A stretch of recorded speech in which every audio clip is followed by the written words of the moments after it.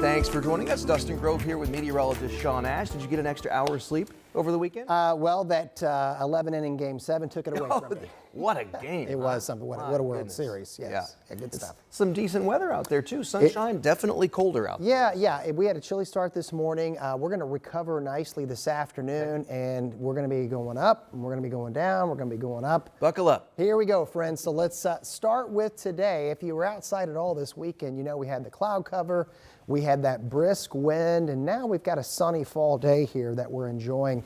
You can see beautiful shots here from our NDOT cameras around central Indiana. As we look downtown toward the south, there's nothing to see in the sky. It is just gorgeous. We're already at 56 degrees, so we're warmer than yesterday already. West wind at 10 plus miles per hour. It's going to be in that 10 to 20 range. Nothing too crazy. And we're going to get these numbers, probably tack on about another 5 to what you see on the map here. Severe clear, clean sweep on radar.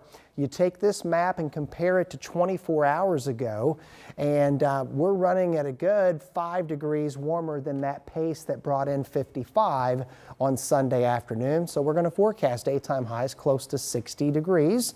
Now that we've altered our sunrise and sunset times due to that time change, the peak heat, if you will occur around 3 or 4 o'clock. We get closer to 5 p.m. We're still in the upper 50s, and then we drop quickly as we go through the evening. We have a series of cold fronts on the way. We're going to time out that, and if you're going to the big Bucks-Pacers game tonight, take that jacket. You'll need it. We'll be in the lower 40s heading home from the field house. All right, we'll see you in a few, Sean. Thank you. I want to get you caught up on the headlines now. And both the mayor and police chief have strong words and questions for Indy's downtown bar district after shootings over the weekend that left several people hurt. That includes one incident that police say happened inside a bar near Georgia and Meridian Streets. Our Matthew Foltz just left a news conference where the police chief spoke about it not long ago. Matthew, what'd you learn? Yeah, good afternoon, I should say, Dustin. The chief really calling this an unpreventable shooting. That shooting happening inside Jovito Ultra Lounge here in downtown Indy that now left 3 men recovering this afternoon at the hospital. And I want to show you what the scene looked like Sunday morning.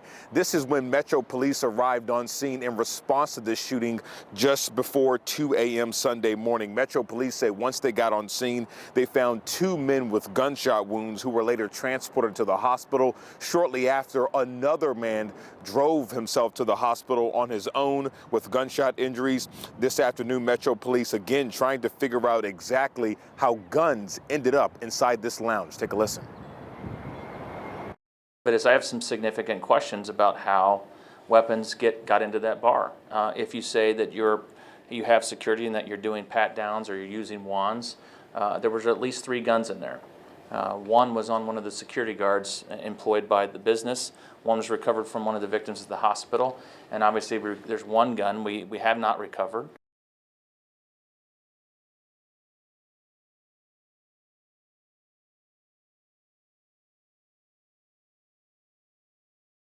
The consequences can be tragic. He went on to say the city, Downtown Indy Alliance, and other partners remain committed to our efforts to hold problem bars accountable and provide our IMPD officers with the tools they need to continue improving the safety of our community, end quote. Now, Chief Bailey says right now IMPD is still working to get camera footage inside this lounge to work to determine just exactly who pulled the trigger and what may have led up to guns and shots being fired. I have also reached out to Jovito for comment on this shooting. I have not yet heard back. Of course, Dustin, this is a story I will be continuing to follow today, and we'll bring you the latest updates this afternoon on 13 News at 5 and 6, as well as our website at WTHR.com. Yeah, and Matthew, there was another shooting Friday night into Saturday in that same area. Police said that was isolated. It wasn't at a bar per se, but it was nearby.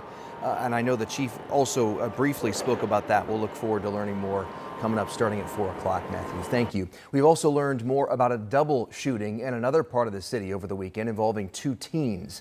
Investigators have now confirmed that a teen has died, and we know that teenager's name. Officers say this began as a fight on Central Avenue near 38th Street.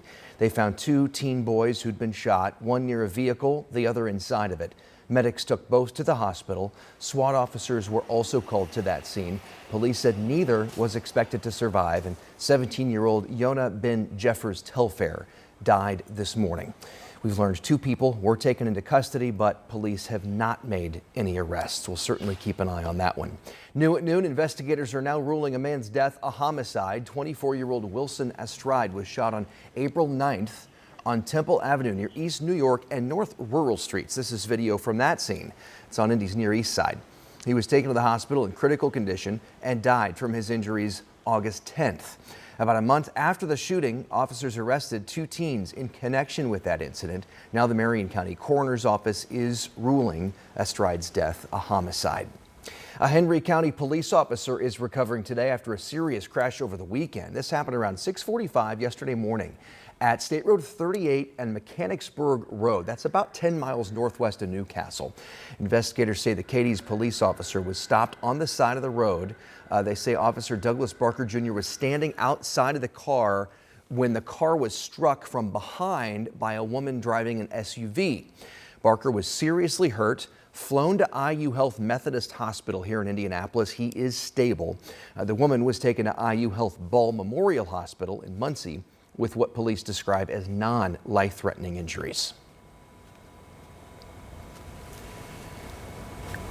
And just in from the State House moments ago, we've learned the Senate will not meet for a special session to consider congressional redistricting until December or after Organization Day on November 18th. Senate President Rod Bray plans to do this the first 2 weeks of December, and here's why. Organization Day marks the official start of the 2026 legislative session, and that means lawmakers will already be there getting ready for the regular session in January. And so legislative leaders say that'll avoid additional costs affiliated with a special session to call them back any earlier than that. And happening now, people are protesting this whole issue entirely. The Indiana Black Legislative Caucus is hosting a Democracy Doesn't Get Redrawn rally. That's what it's called. It's at the State House. It's pushed to stand against those redistricting efforts from Indiana Republicans. Take a listen. Redistricting is not just political, it's spiritual. Because when lines are drawn to lock some people out, injustice sneaks in. When communities are split to weaken their power, democracy begins to crumble.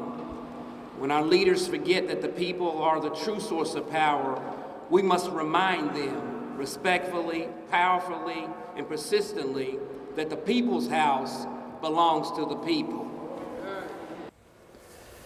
We have a crew there right now speaking with organizers and the people who are attending that rally, and we'll hear from them starting today on 13 News at 4.